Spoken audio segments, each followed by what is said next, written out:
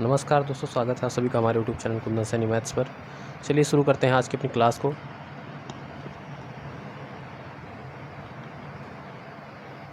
अगर आप हमारे चैनल में पहली बार आए हैं तो चैनल को सब्सक्राइब करना ना भूलें और बेल आइकन को ज़रूर प्रेस करें ताकि आपको हमारे वीडियोज़ की नोटिफिकेशन मिलती रहे टाइम टू टाइम। कल मैंने 5 तक क्वेश्चन कंप्लीट करा दिए थे। आज छठे क्वेश्चन से शुरुआत करते हैं। क्वेश्चन नंबर 6 देखते हैं क्या कहता है। क्वेश्चन नंबर 6, कॉट थीटा की वैल्यू दिया है 1/√3। थीटा की वैल्यू 0 से बड़ी और 90 से छोटी है, तो इसकी वैल्यू बताइए क्या होगी। चलिए लगाते हैं। देखिए cot theta is equal to 1/√3 है, तो थीटा की वैल्यू कितनी हो जाएगी, 60 अंश का मान होता है, तो थीटा की वैल्यू होगी 60 डिग्री। चलिए थीटा का मान इसमें रख देते हैं, तो हो जाएगा 2 माइनस साइन 60 का मान होता है √3/2 यानी 3/4 अपॉन 1 प्लस कॉस 60 अंश का मान होता है 1/2 यानी 1/4 प्लस कॉसिक 60 अंश का मान होता है कितना, साइन 60 का उल्टा यानी 2/√3 का स्क्वायर 4/3। सेक 60 अंश का मान होता है √2 नहीं 2 का स्क्वायर कितना हो जाएगा 4। अब इसी को सॉल्व कर लेते हैं। देखिए 4 दूनी 8 में से 3 गया 5/4 ये हो जाएगा, और 4 का 9 4 ये भी 5/4, तो 5/4 से 5/4 कट जाएगा तो 1 आ जाएगा, प्लस 4/3 माइनस 4 कितना हो जाएगा, 4 में से गया 3, तो 4/3 माइनस 3 यानी 3 3 9 में से 4 गया माइनस 5/3, और यही हमारा राइट आंसर होगा। Option number C is the correct answer. चलिए अगले क्वेश्चन की तरफ बढ़ते हैं। आज का दूसरा क्वेश्चन देखते हैं क्या कहता है।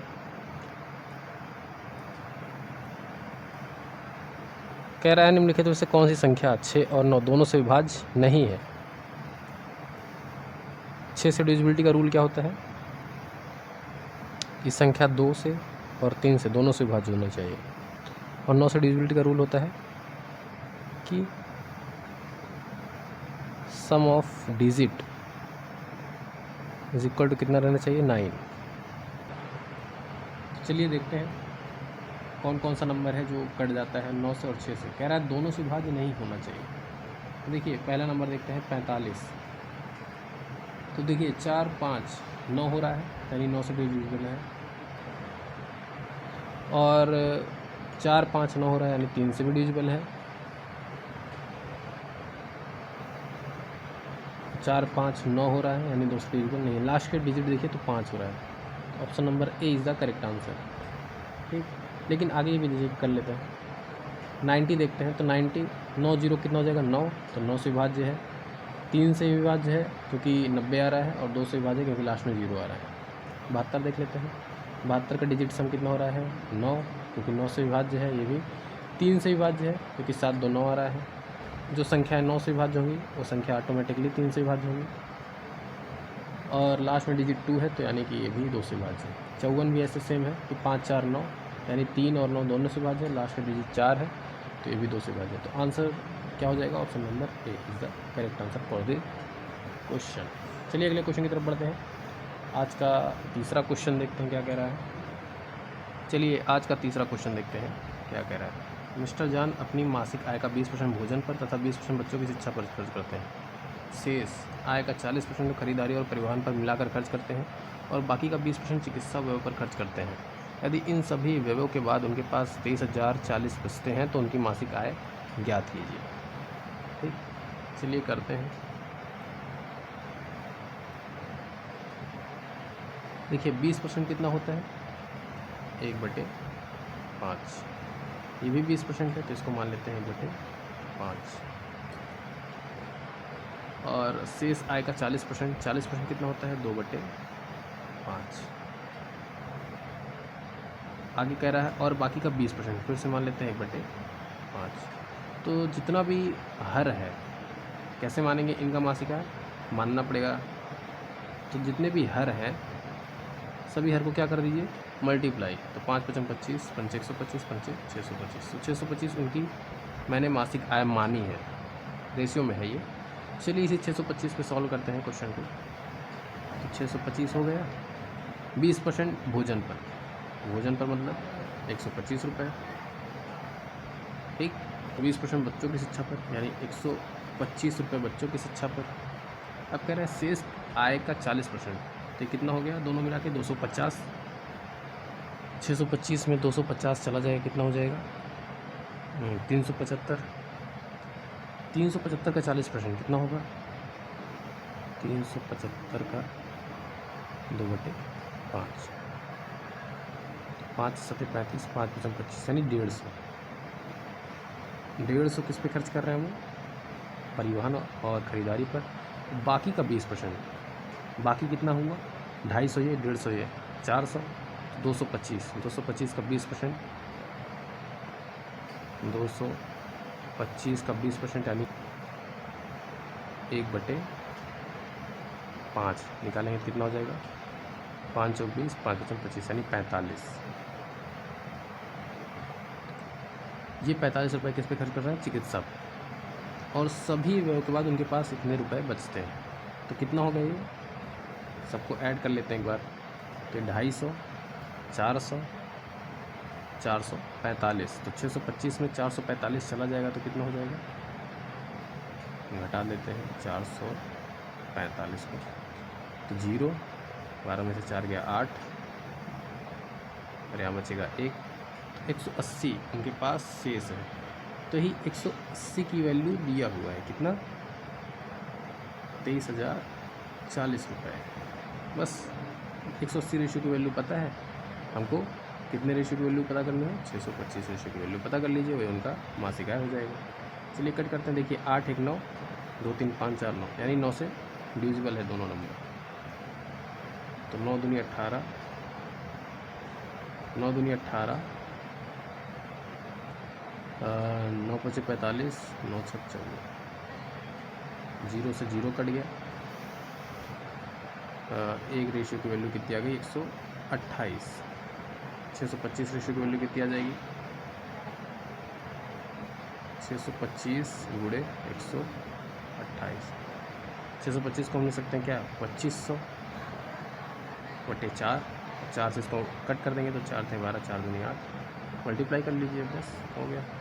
कितना आ जाएगा, 25 दूनी 50, 5, 25 थे 75, 5 80, 800 तो ये हो गए, बाकी 00 बाकी भी थे, तो 80,000 उनकी मासिक आय हो गई। देखते हैं, जी हाँ, option number A is the correct answer for this question. चलिए अगले क्वेश्चन की तरफ बढ़ते हैं। आज का चौथा क्वेश्चन देखते हैं। एक पिता और उसके पुत्र की वर्तमान आयु का 60 साल है। वर्तमान से 5 वर्ष पूर्व उनकी आयु के संख्यात्मक मानों का गुणनफल 525 था। पिता की वर्तमान आयु वर्षों में ज्ञात कीजिए। देखिए क्वेश्चन काफ़ी अच्छा है, स्टार मार्क कर लीजिएगा क्योंकि यहाँ पे गुणनफल दिया हुआ है। पिता की आयु मान लेते हैं x, पुत्र की मान लेते हैं y, दोनों को मिला के 60 साल, ठीक। वर्तमान से 5 वर्ष पूर्व, 5 वर्ष पूर्व पिता कितने के होंगे, x - 5, पुत्र कितने का होगा, वो भी 5 साल कम, यानी y - 5। दोनों का गुणनफल कितना दिया हुआ है, 525। अब देखिए आप इसको सॉल्व करने जाएंगे तो आपको काफ़ी ज़्यादा टाइम लग जाएगा सॉल्व करने में, तो बेटर ऑप्शन है कि आप बाई ऑप्शन चेक करिए रख के, जिसमें भी सेटिस्फाई हो जाए वही आंसर। एक बार बाई ऑप्शन से करके दिखाते हैं, उसके बाद मैं आपको सॉल्व करके भी दिखाऊंगा। चलिए 55 रखते हैं, ये किसकी आयु है, पिता की। तो पिता की आयु यहाँ अगर 55 हम रखेंगे तो 55 में से 5 जाएगा तो 50, ठीक। पुत्र की आयु कितनी हो जाएगी, यहाँ देखिए y है, y की वैल्यू यहाँ रख देंगे, y की वैल्यू यहाँ पता कर लेंगे। तो अगर ये कितने के हैं 50, तो पुत्र होगा 10 का, यहाँ 10 रखेंगे, 10 में से 5 जाएगा तो 5, कितना हो गया, कितना हो गया 250, जो कि इसके बराबर नहीं है, यानी कि पहला गलत। चलिए दूसरा रख के देखते हैं 45। चलिए दूसरा नंबर देखते हैं 45 देखते हैं। तो 45 यहाँ रखेंगे तो 45 में से 5 जाएगा तो 40, 45 ये है तो 15 y होगा, तो 15 में से 5 जाएगा 10, ये 400 आ रहा है। यानी ये भी ऑप्शन 525 से मैच नहीं कर रहे तो ये भी गलत। 50 रख के देखते हैं, तो 50 में से 5 जाएगा तो 45, 50 ये है तो 10 ये है। अगर 45 पिता है तो पुत्र कितने का हो जाएगा 15 का, 15 में से 5 जाएगा तो 10। इन दोनों को मल्टीप्लाई कितना हो जाएगा 450, जो कि 525 के बराबर नहीं आ रहा है, यानी ऑप्शन नंबर सी भी गलत है। ऑप्शन डी देखते हैं, 40 रखें तो 40 में से 5 गया तो 35। पुत्र कितने का हो जाएगा 20 का, 20 में से 5 गया तो 15। अब गुणा कर लेते हैं तो 15 × 5 = 75, 15 × 45, तो 525 आ रहा है, जो कि इससे मैच कर रहा है। तो option number D is the correct answer for this question. देखिए बाई ऑप्शन तो हो गया, इसमें टाइम नहीं लगा आपका, लेकिन अगर हम इसको सॉल्व करने जाएंगे तो काफ़ी ज़्यादा टाइम लग जाएगा। चलिए सॉल्व करके देख लेते हैं एक बार।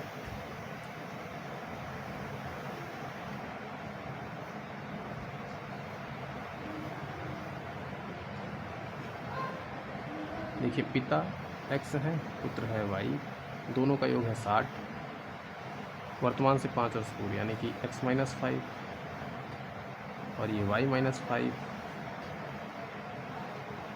ठीक। कितना आ जाएगा 525 आ जाएगा। अब x की वैल्यू पहले इसको तो कैलकुलेट कर लेते हैं, कितना आ जाएगा x y - 5 कॉमन ले लेंगे तो x + y आ जाएगा क्या, बिल्कुल।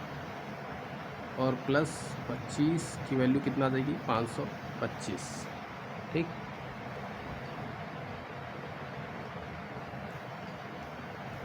यहाँ पे x + y की वैल्यू यहाँ से रख देंगे 60, तो 6 पंचे कितना हो जाएगा 300, तो हो गया कितना 300 + 25 = 525। तो x y की वैल्यू कितनी आ गई 525 में 25 जाएगा 500, में 300 जुड़ जाएगा तो 800। तो ये आ गई x y की वैल्यू। हमको x + y पता है, x y पता है, तो अब x - y निकाल लेते हैं। कैसे निकालेंगे, चलिए देखिए कैसे निकालते हैं।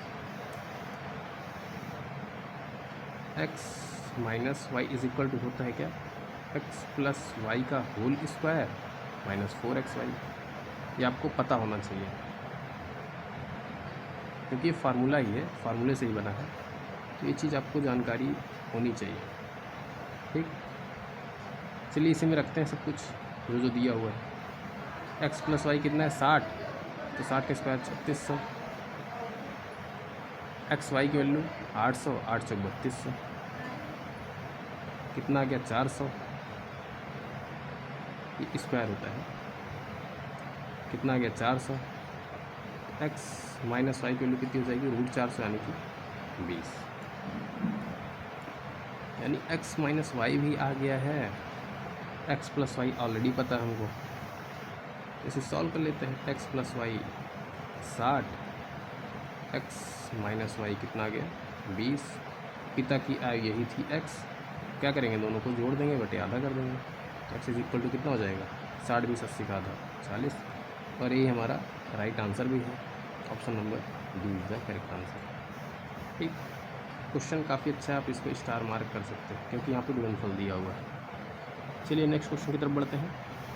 आज का 5वां क्वेश्चन, बहुलक। बहुलक किसे कहते हैं, मोस्ट रिपीटेड नंबर, ठीक, उसी को बहुलक कहा जाता है। तो इसमें देख लेते हैं बाई ऑप्शन 53, 53 यहाँ एक बार है, 53 2 बार, मतलब ये 2 बार। 43 देख लेते हैं, 43 यहाँ एक बार, यहाँ 2 बार, 2 बार 2 बार 2 बार, यहाँ बस 2 बार, 43 2 बार। 44 देख लेते हैं, 44 यहाँ एक बार, यहाँ 2 बार, यहाँ 3 बार, तो 44 3 बार है। 55 देख लेते हैं, 55 यहाँ पे एक बार 2 बार, मतलब option C is the correct answer for this question, option C, ठीक है। जो सबसे ज़्यादा बार वही बहुलक। चलिए नेक्स्ट क्वेश्चन देखते हैं। किसी संख्या को 110 बढ़ाने पर 3570 प्राप्त होता है, वह संख्या कितनी है। देखिए कोई भी संख्या, जैसे मान लीजिए 2, जैसे मान लीजिए 2, तो वह खुद का कितना है 100%, यानी 2। यानी कोई भी संख्या 100% ही होती है अपनी। तो देखिए किसी संख्या का 110% बढ़ाने पर, मैंने मान लिया संख्या क्या है 100%, उसका 110 बढ़ा देंगे, कितना हो जाएगा 210%। और उसी की वैल्यू दी हुई है 3570। बस इसी को सॉल्व करना और कुछ नहीं। देखिए 0 से 0 कैंसिल आउट हो गए, 21 से कट करते हैं तो 21 सेकंड में 21, 7 147, 1% की वैल्यू 17 आ गई। 100% की वैल्यू निकाल लेते हैं, क्योंकि हमसे क्या पूछा है, वह संख्या कितना आ जाएगा 1700। और ये हमारा क्या है, राइट आंसर है। Option number B is the correct answer. चलिए अगले क्वेश्चन की तरफ बढ़ते हैं। इस क्वेश्चन को देखते हैं क्या कह रहा है। एक व्यापारी मसाले को 15% के लाभ पर बेचने का दावा करता है, लेकिन पैमाने से बाट पर लिखे वजन से 14% कम वजन का उपयोग करता है। व्यापारी द्वारा अर्जित कुल लाभ प्रतिशत ज्ञात कीजिए। उत्तर को निकटतम पूर्णांक तक पूर्णांकित कीजिए। चलिए करते हैं। एक व्यापारी मसाले को 15% कितना होता है 3/20, यानी 20 से 23 में बेचता है, और 14% कम वजन का, यानी 1000 ग्राम का अगर कोई भटकरा है तो उस पर 14% कम, यानी 860 ग्राम ही दे रहा है। ये उसका फ़ायदा हो रहा है ना। जब भी फ़ायदा होता है तो पीछे का रेशियो आगे का रेशियो लिखते हैं। जैसे मतलब कि इसको पहले लिखेंगे आगे, यानी 860 को अगर हम कट कर लेंगे तो कितना आ जाएगा 43, तो कितना आ जाएगा 50, यानी 43 से 50 का फ़ायदा ले रहा है वो। कितना हो गया 860, ये कितना हो गया,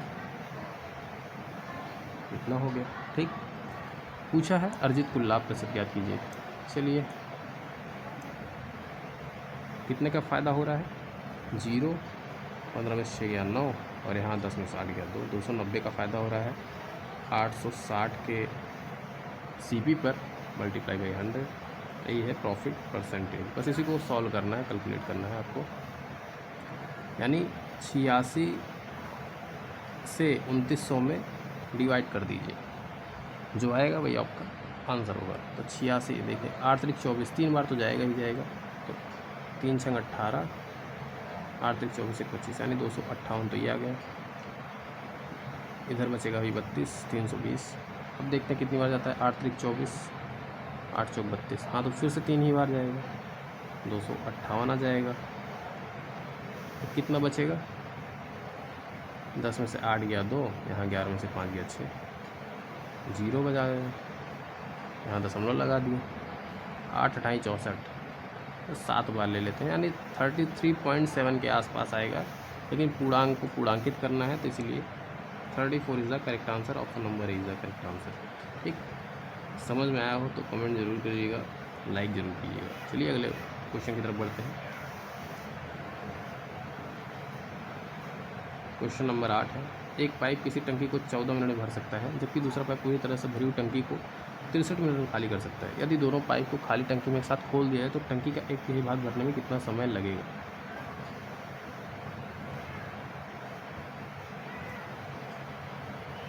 एक ए है, एक बी है, ये खाली करने वाला है, भरने वाला है। ये 14 मिनट में भर सकता है, 63 मिनट को खाली कर सकता है। दोनों का एलसीएम ले लेते हैं, कितना आ जाएगा 7 दूनी 14 और 7 9 63। यहाँ पे आ जाएगा इसका एफिशिएंसी 9, इसका आ जाएगा -2। क्या कह रहा है, दोनों पाइप को खाली टंकी में एक साथ खोल दिया जाए। चलिए एक साथ खोल देते हैं दोनों को। इन दोनों को एक साथ खोला गया है तो +7 एफिशिएंसी आ गई, यानी कि टंकी भरेगी। कह रहा है 1/3 भाग, तो इसका 1/3 हमको निकालना है। कितना आ जाएगा 7 दूनी 14 त्रिक 42, यानी 42 भाग हमको भरना है। कितना टाइम लगेगा, किस रेशियो से, किस एफिशिएंसी से, 7 की एफिशिएंसी से। तो 6 मिनट में टंकी 1/3 भर जाएगी। Option number B is the correct answer for this question. चलिए अगले क्वेश्चन की तरफ बढ़ते हैं।